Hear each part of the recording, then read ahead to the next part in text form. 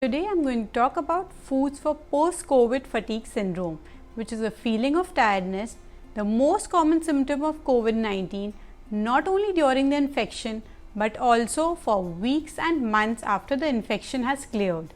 Firstly, before I begin, I would like to tell you that I have been working with a lot of COVID patients and helping them out with their nutrition, and I've been successful in their healthy recovery. So, if any of you need any help, please feel free to connect with me. Now, let's look at the symptoms of post-COVID fatigue. One day you might feel so energetic that you would want to complete all your tasks, but the very next day you will feel so tired that all you want to do is take rest. The key is to listen to your body. Listen to your body at all times and take cues from it. If it tells you to rest, take it easy and rest it out. You will feel better. Fever on and off, even after the COVID infection. Joint pain, muscle aches, headache, dizziness, digestion problems, either constipation or diarrhea, sleep disturbance, depression, food intolerances. Let's understand, why do you feel tired all the time? Why does your body tell you to rest often during? A lot of research has been going on to uncover the reasons for post-COVID symptoms. One of the possible theories that is coming out is mast cell activation. So mast cells in our body, they produce a chemical that is known as histamine, which is required for various functions. Many people have hyperactive mast cells which overreact. So when there is an infection, these hyperactive cells, they release the chemical histamine in large amounts, which causes toxicity and inflammation in the body. This can cause allergy, swelling, difficulty in breathing, sleep disturbance and tiredness. So, you need to work on lowering the histamine levels in the body. How do we do this? Avoid foods that are high in histamine like spinach, tomato, avocado, banana, fermented foods. Also, there are some foods that trigger the release of histamine from other foods which need to be restricted like lemon, citrus fruits, kiwi, pineapple. Consumption of tea, coffee or alcohol actually blocks the enzymes that break down histamine in the body. Some people drink green tea throughout the day and feel it's beneficial, but actually green tea blocks the histamine. Consumption of processed and reheated food also blocks histamine. So make sure to avoid this during and post the infection. Now let's see which vitamins and minerals can help you lower histamine. Vitamin C is one vitamin which helps to lower histamine in the body. But citrus fruits, lemon, kiwi needs to be avoided as they are known to release histamine from other foods. Vitamin C rich foods that can be included are Indian gooseberry, that is amla, or guava. Or vitamin C supplements can be consumed. A high dose of vitamin D is required during COVID. Niacin really helps to reduce the symptoms, but niacin supplements cause niacin flush for many. So you need to start with a low dose. Food sources of niacin are grains, nuts and seeds, chicken, fish. Zinc is a key factor how your body will store histamine. Zinc deficiency will allow histamine release. Food sources of zinc are nuts and seeds, meat and fish.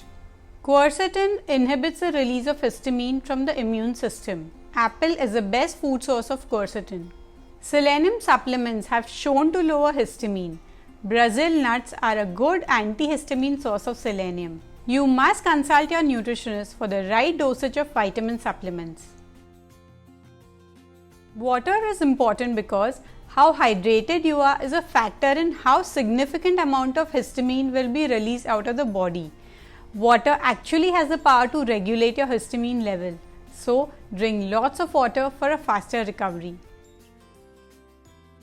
Let's look at the anti-inflammatory foods that can help to lower histamine. Turmeric is a spice that can prevent release of histamine from mast cells. Fresh turmeric root with black pepper and ghee is the ideal way to consume it. Ginger is a histamine blocker and great for your immune system. Ginger water is a good option. Garlic is an antihistamine superfood that has the ability to relieve symptoms. It helps the immune system by removing the allergen from the bloodstream. But make sure to crush it and keep it open for 10 minutes before using it. But if there is diarrhea, these anti-inflammatory foods need to be avoided. You may need an antihistamine medicine. Your physician will be the best person to advise you on the same, depending on your symptoms. You cannot begin to feel better unless your stomach is ready for recovery.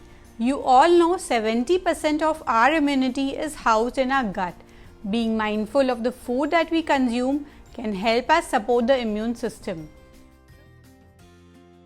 Probiotics are extremely important to keep our gut flourishing with good microbes. Antibiotics are killing good bacteria along with the bad ones. So, it is important that you include a course of probiotics along with antibiotic. Diarrhea is common in COVID, so high fiber foods need to be avoided and go easy with the most easily digestible foods. Replenish all the fluids lost during diarrhea with soup broths, ORS and plenty of water. Maintain a food diary. This is extremely important because only you can best know what your body can tolerate and what it cannot. Make a note of every meal, and when you experience a symptom, you may be able to point the trigger. That is, which food caused that symptom. Work on improving your sleep quality. Lowering histamine's level will do so. Also, avoid caffeine after 4 p.m. Sleep at the same time every day. Eat an early dinner and keep your body heat low to get a good sleep. Try doing gentle to moderate exercise, but not something which strains your body. Exercise will help with improved blood circulation and improve sleep quality. Start with 10 minutes a day and gradually increase it. Listen to your body at all times. If it tells you to rest, rest. Your body has the intelligence to heal, so respect that. Give it the right nutrition, right amount of rest and right amount of sleep. For all those who are going through this, do not worry. You will get better soon. For some it takes few days, but for some it may take longer.